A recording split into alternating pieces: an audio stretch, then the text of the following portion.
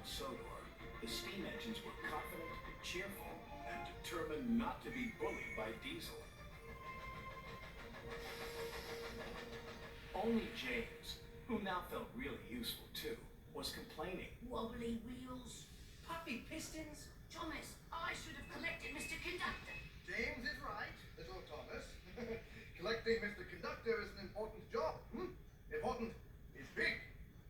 James is a big engine. You, Thomas, are small. Small, teeny, weeny. And I'm a big blue engine who knows everything. Bossy sprockets. All that steam is going to your funnel. Hey, there they are. We'll fix their wagons. We'll put a bugger. Me neither. What's important is to stand up on our own wheels to diesel. Toby's right. Diesel knows that the lost engine in the legend really exists. What engine? What legend? Of an engine whose magic makes her more powerful than Diesel will ever be. That's why he wants to find her. Then we'd better find her first.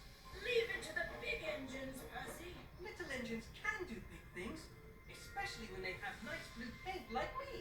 Hey, just watch what happens to that blue puffball. When Harold the Flopper Chopper flies past you. Right.